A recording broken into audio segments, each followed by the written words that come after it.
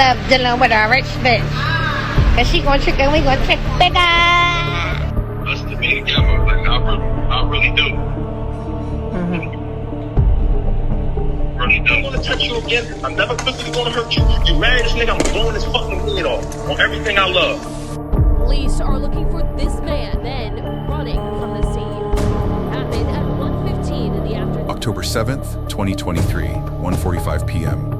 West Lehigh Avenue, Philadelphia. Inside a barbershop on the 2500 block, clippers hum against the rhythm of conversation. Children wait their turn. Tiffany Wade sits beside her 7-year-old son, scrolling through her phone, unaware these are her final moments of peace. The door swings open. A man enters. His eyes scan the room, searching until they lock onto her. Recognition floods Tiffany's face. Not relief, terror. He raises his arm. Metal glints under fluorescent lights. Gunshots crack through the air. Once, twice, head, torso. Tiffany collapses. Her son's screams pierce through the chaos as bodies hit the floor, desperate to escape the line of fire. The shooter turns and walks out, deliberate, gone. Armond Hilton has just murdered the mother of his child in front of dozens of witnesses. But this execution was months in the making, broadcast across social media for thousands to see, and nobody could stop it. Welcome to Viral Crime Psychology. To my loyal subscribers, I pray your families remain safe and protected wherever they are. If you're new here, please subscribe and turn on the notification bell. Here, we bring you the untold details of true crime cases, the facts others leave behind, and the truths that deserve to be heard. Today, we explore the killing of Tiffany Wade, a woman who transformed a criminal empire into legitimate wealth, only to discover that some debts can never be forgiven. Tiffany Wade started as a licensed nurse from Coatesville, Pennsylvania.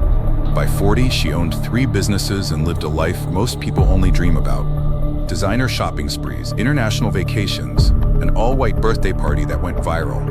She called herself Nyla Amore online, and her followers watched her live luxuriously. But every dollar she spent belonged to someone else. He put everything in her name, believing she would wait for his release. She didn't wait. She rebuilt his criminal empire into her own legitimate success. Changed the locks, sold his properties, blocked his calls. Found a new man and posted every lavish moment online. When he was released, he had nothing. No money, no empire, no future. Audio recordings later revealed a man pushed past reason, past fear, past anything except rage. On October 7th, 2023, Armen Hilton walked into that barbershop and took back the only thing she couldn't steal, her life. Now I want to hear from you. When someone takes everything from you, your money, your reputation, your freedom, where is the line between justice and murder? Drop your thoughts below, because this case asks a question nobody wants to answer. June 17th, Coatesville, Pennsylvania. Tiffany Wade enters the world into a devoted Muslim family, raised with structure, faith, and expectations. By 20 years old, she holds a nursing license, young, ambitious, capable, the kind of woman who finishes what she starts. But Tiffany Wade wasn't enough for the life she wanted, so she created someone new, Nyla Amore. That name became her brand, her identity, her escape from everything ordinary. 3 businesses carried that brand. Kisses Care, a home healthcare service managing patient services with professional precision. Kisses Amore Extensions, luxury hair for women who wanted to look expensive. Seasoned Kisses, her newest project, still growing, still expanding her reach. Her social media told the story she wanted the world to see. Chanel bags unboxed on camera. Gucci, Louis Vuitton, Dior, designer dresses stacked in her closet. Upscale restaurants where the bill didn't matter. International trips, United States to London to Egypt, every destination documented, every luxury moment captured for her thousands of followers. The all-white birthday party became legendary in her circle. Golden decorations reflecting light off champagne glasses. Women in flowing white designer dresses. Tables arranged like a wedding reception. Tiffany at the center, smiling, radiant, untouchable. The photos reached thousands. The life everyone wanted. Kisses pool parties, networking events, TLC, Kisses Zooms, Kisses kitchen classes, Kisses boutiques, Kisses shapers, Kisses sex toys, lofty kisses, event spaces, Kisses extensions. But Tiffany wasn't living this alone. She was a single mother of 3 children who depended on her completely. Her eldest daughter, forced to grow up faster than she should have, already stepping into responsibilities beyond her years. The middle child, navigating adolescence while watching their mother's increasingly public life. And the youngest, a 7-year-old boy whose father was Armond Hilton. Then there was the new man, the one Tiffany planned to marry, the one whose presence in her posts would ultimately seal her fate. He represented her future, her fresh start, her proof that she had moved on completely. Her father watched from a distance, worried but unable to intervene. Her mother was already gone. He was all she had left from her original family, and he could see where this was heading. Online, Tiffany started posting cryptic messages, screenshots of threats she received, hints about danger she refused to name directly. Thousands of people watching a tragedy build in real time, frame by frame, post by post. But Tiffany's glamorous lifestyle was built on someone else's foundation, and that someone was coming home. Armend Hilton, 44 years old, Chester, Pennsylvania. His name appears in court records like a warning label. 2002, kidnapping a teenager, holding them for a $50,000 ransom, robbery charges, weapons violations. This wasn't petty crime. This was calculated, high-stakes criminal enterprise. People who knew Armend fell into 2 categories: associates who feared him and enemies who avoided him entirely. He operated at a level most street criminals never reach. Money moved through his hands in amounts that required infrastructure, properties, businesses, investments, a network built over years. Then came prison, inevitable for a man playing that game long enough. Armend faced a choice every inmate with assets faces. What happens to everything you own when you can't touch it? Who do you trust when you're locked away and vulnerable? He chose Tiffany, not just his girlfriend, not just the mother of his youngest son, his wife, the woman he believed understood loyalty, family, obligation, the woman he trusted with everything. Properties transferred into her name, business registrations changed to her signature. Bank accounts, investments, rental income, all moved to Tiffany Wade, the woman with the clean record, the nursing license, the respectable facade. In Armend's mind, this was protection. Criminal men use women as shields all the time. Her name on paper, his money in reality. When he finished his sentence, he would come home to his empire intact, managed by the woman who loved him, protected by the mother of his child. Temporary caretaker. That's what she was supposed to be. Not owner. Never owner. He thought marriage meant something. Thought their son guaranteed her loyalty. Thought the years they'd built together would be waiting for him on the other side of those prison walls. Armend Hilton had no idea what Tiffany Wade would become in his absence. Here's my question for you. Would you trust someone with your entire life savings if you were facing prison time? Not just a bank account. Everything you own, everything you built, transferred into someone else's name. Let me know below, because Armend's decision changed both their lives forever. While Armend Hilton counted days behind bars, Tiffany Wade discovered something she never expected. She was good at this. The properties he left in her name generated rental income. She collected it, managed tenants, handled maintenance issues, made decisions about repairs, renovations, rent increases, decisions Armend assumed she'd wait to ask him about. She didn't wait. Tiffany learned real estate, not just collecting checks, understanding markets, property values, investment opportunities. She studied business licensing, tax structures, legal formations, the kind of knowledge that transforms illegal operations into legitimate enterprises. Kiss's Care launched first. Home health care services, licensed, registered, legal. Revenue flowing through proper channels, taxed, documented, clean. Then Kiss's Amore extensions, luxury hair products for women willing to pay premium prices. A market she understood because she lived in it. Seasoned Kisses came last, still building when everything fell apart. Month by month, property by property, Tiffany Wade transformed a criminal empire into her own success story. What started as illegal money in Armend's world became legitimate wealth in hers. She wasn't managing his assets anymore. She was building her own. The woman who entered this relationship as a nurse with a license and a child became someone else entirely. Owner, entrepreneur, businesswoman, independent. And with that independence came a realization that changed everything. She didn't need Armend Hilton anymore. Not his money, she'd grown it herself. Not his protection, she'd built her own network. Not his name, she'd created Nyla Amore. Not his future, she had her own. So Tiffany made decisions Armen never saw coming. Changed the locks on properties he still thought were his. Sold real estate without asking permission. Blocked his calls from prison. Stopped accepting his letters. Cut communication completely. In their community, women stand by their men. You wait. You hold things down. You stay loyal through the sentence. That's the code. But years change people. Prison changes everything. And Tiffany Wade was no longer the woman Armen left behind. Tiffany didn't just move on quietly. She posted about it. Her Instagram became a highlight reel of everything Armen lost. Designer shopping bags lined up for photos. Chanel, Gucci, Louis Vuitton, Dior. Not one bag, multiple. The kind of spending that screams, I have money to burn. Restaurant receipts from places where dinner costs what most people earn in a week. Unboxing videos of luxury purchases, speaking directly to the camera, showing off every detail. Then came the travel posts. United States to London, London to Egypt, first-class seats, 5-star hotels, every destination captured in perfect lighting, posted for her thousands of followers to see, including anyone who might show Armond what his life looked like without him. But the posts that cut deepest weren't about money. They were about the new man. Tiffany wasn't just replacing him. She was upgrading. Publicly, the new man represented everything Armen couldn't be anymore. Free, present, her future instead of her past. Then came the motivational posts. Quotes about loyalty, captions about consequences, messages about karma. Tiffany positioned herself as someone who'd learned hard lessons and come out stronger. Her followers ate it up. Thousands of likes, hundreds of comments praising her strength, her independence, her glow-up.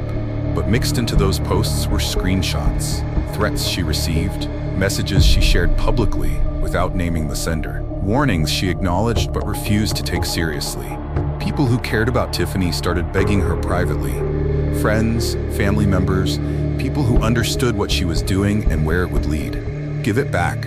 Take what you need and give him the rest. Move on with your life. Tiffany's response came in the form of more posts, more luxury, more of the new man. More proof that she'd won and Armen had lost. Silence would have been mercy. Posting was provocation. So here's what I want to know. Was she wrong to keep what she built, or was she simply refusing to be a victim? Did she earn that wealth by transforming it into something legitimate, or was she always just holding stolen property? Comment your perspective below, because this question divides everyone who hears this story. Then audio recordings surfaced that revealed Armen's complete psychological breakdown. About you, I snap on it because I look at you different. Why the fuck did you worry about my baby mom? I don't give it. Yo, if you ever was the talk nigga, she'd tell you that. I would never talk to that bitch. That bitch ain't on my level. She ain't done nothing to me, and she never been in my circle. She never been around. I didn't know that bitch. And you've been bringing it up, bringing it up, bringing it up. So now, I'm gonna give you what you want. To touch you again, I'm never physically gonna hurt you. You marry this nigga, I'm blowing his fucking head off. On everything I love. I'm going back to prison. On every... Man, I don't give a fuck about that. I told you, stop throwing it in my face. If this is what you want to do, go in and do it. Stop throwing it in my face. I just left you 2 months ago. Stop throwing it in my face before I kill the nigga. This is what I'm telling you, because that's what my mindset. I was over there. Us to be together, like I really do. Really do.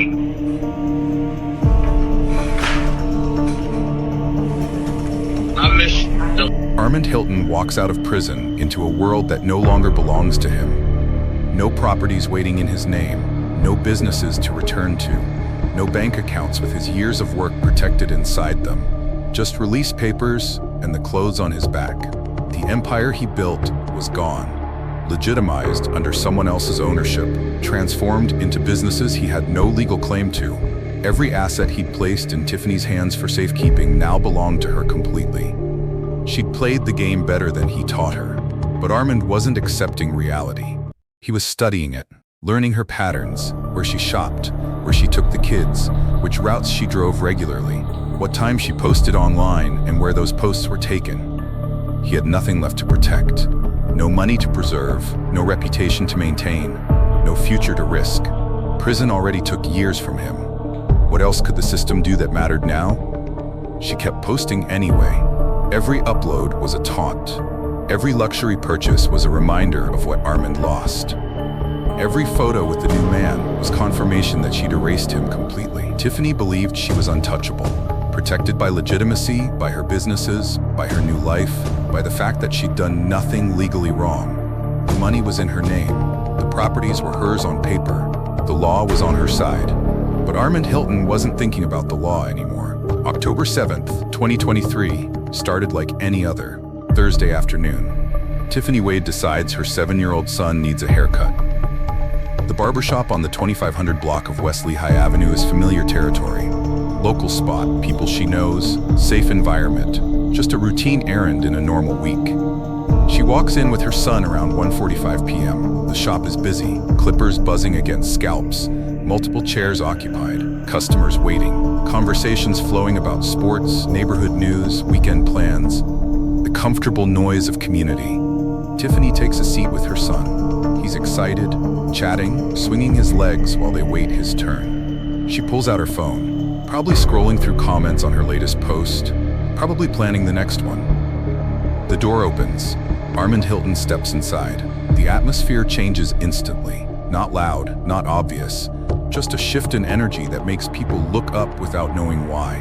The kind of tension you feel before you understand it. He scans the room methodically, looking for one person. His eyes find her. Tiffany glances up from her phone. Their eyes meet, and in that second, she knows. Everything she built, everything she celebrated, everything she thought made her safe. None of it matters now.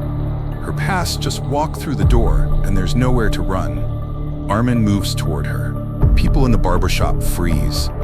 Some recognize the danger before they can name it. Others are still processing what's happening when he reaches into his waistband. The gun comes out in front of everyone, in front of children, in front of his own son. Tiffany doesn't have time to scream, doesn't have time to beg, doesn't have time to offer the money back, the properties back, anything that might stop what's already in motion. Armen pulls the trigger. The first shot hits her head, the second hits her torso. Tiffany Wade collapses onto the barbershop floor. Blood spreads beneath her. Her son screams, a sound no child should ever make, watching his father shoot his mother dead 3 feet away. The barbershop erupts, people diving behind chairs, scrambling toward the back, grabbing children and pulling them down, covering them, protecting them from what just became a crime scene. Armen doesn't shoot anyone else, doesn't need to. He came for one person, and that person is dead on the floor. He turns, run back toward the door, the same measured pace he entered with, outside to a silver Pontiac Bonneville waiting nearby.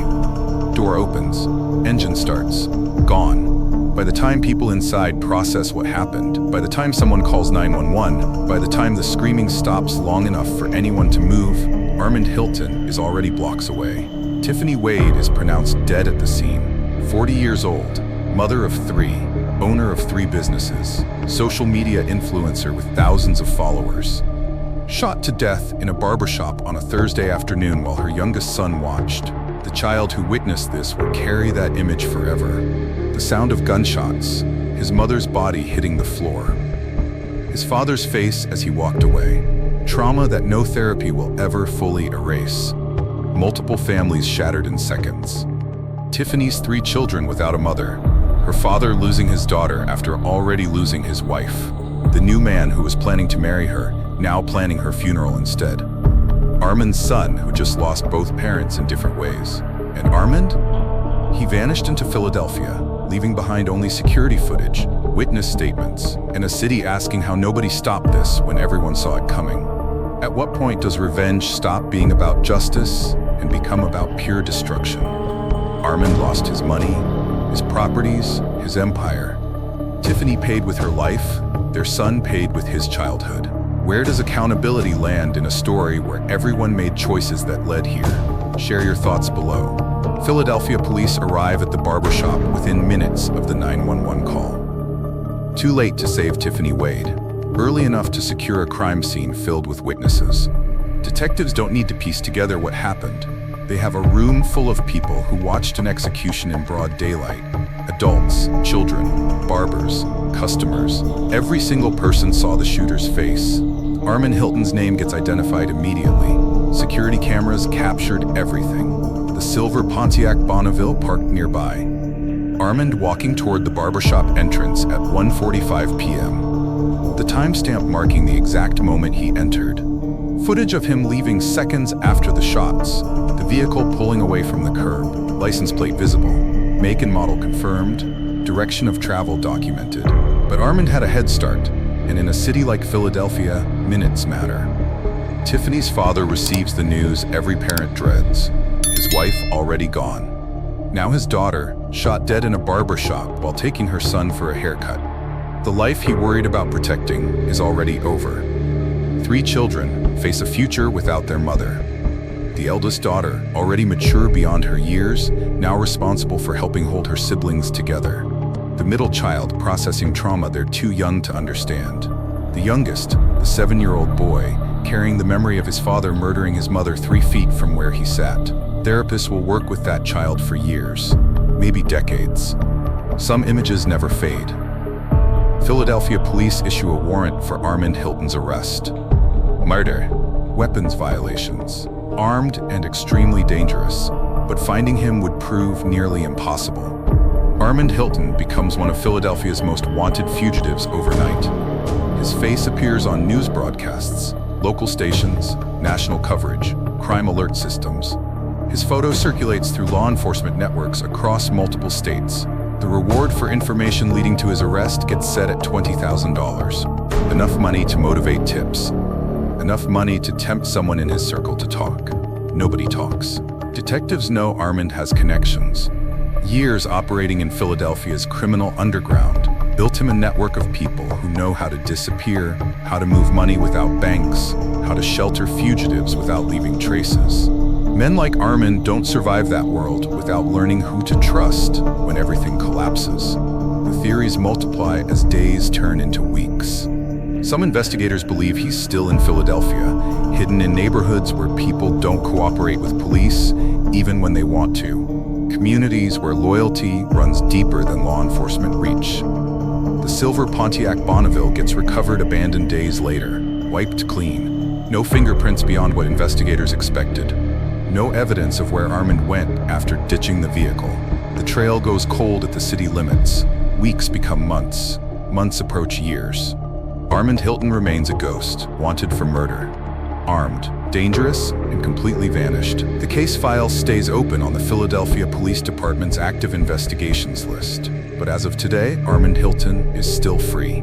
Still out there. Still a fugitive from justice who executed the mother of his child in front of witnesses and escaped into a city that refuses to give him up. Tiffany Wade's family waits for justice that may never come. Her children grow up without closure. Her father grieves without the satisfaction of seeing his daughter's killer held accountable. And somewhere, whether hiding in plain sight in Philadelphia or living under a new name in another country, Armend Hilton knows he got away with murder. Here's what I want to know from you. If you knew information about a fugitive's location, would fear stop you from coming forward? Would loyalty? Would you risk being labeled a snitch in your community for $20,000 and the chance to give a family justice? Be honest in the comments, because somebody out there knows where Armend Hilton is right now, and they're choosing silence. How do you explain that to a child?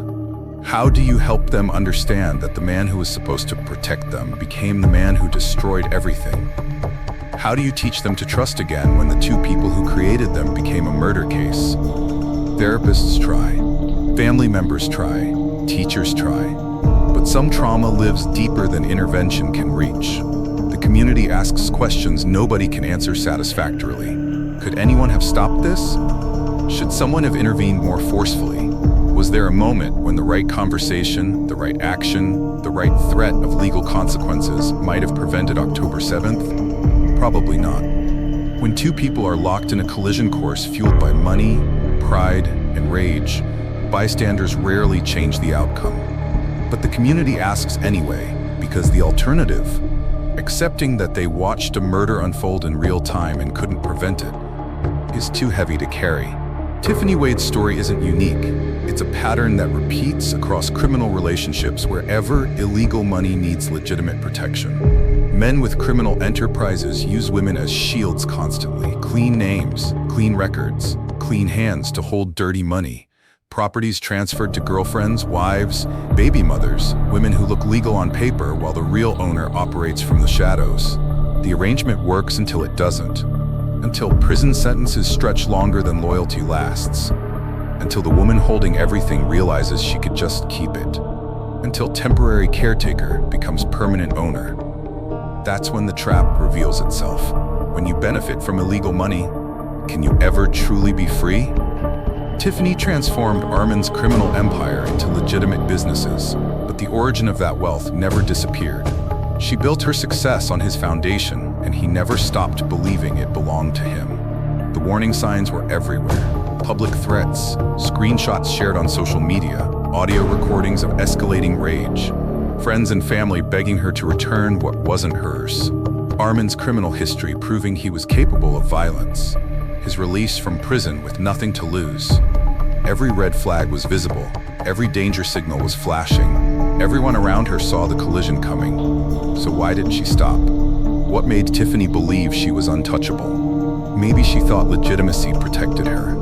Her businesses were legal. The properties were in her name. She'd done nothing criminal on paper. The law was on her side. So why should she fear a man who'd already lost everything? Or maybe she genuinely believed she earned it. She managed those properties. She built those businesses. She transformed dirty money into clean success. In her mind, she didn't steal, she created. The empire wouldn't exist without her, so why give it back? Or maybe it was simpler than that. Maybe she'd gotten too comfortable with luxury to walk away. Designer bags, international travel, a lifestyle funded by money she told herself she deserved. Giving it back meant returning to ordinary, and ordinary doesn't trend on Instagram. Whatever her reasoning, the cost became clear on October 7th, 2023. Flaunting wealth on social media when that wealth was stolen invites consequences. Not legal ones, moral ones. Consequences delivered by people who don't care about courts or justice systems or legitimate business transformations. People who only understand ownership and betrayal. Armond Hilton decided Tiffany Wade took what was his, and he took what couldn't be replaced. Here's the final question I want to leave with you. Did Tiffany's actions justify what happened to her? Or was she simply a woman trying to survive and thrive after being placed in an impossible situation? Did she steal his empire, or did she save herself from returning to a criminal life? This is the debate that divides everyone who hears this story. Where do you stand? Drop your perspective in the comments below. Armend Hilton is still out there, somewhere, right now. If you have any information about his location, Philadelphia police are offering a $20,000 reward for tips leading to his arrest. You can submit anonymous information. You can help bring justice to a family that's been waiting for years. Tiffany Wade was 40 years old when her life ended in that barbershop.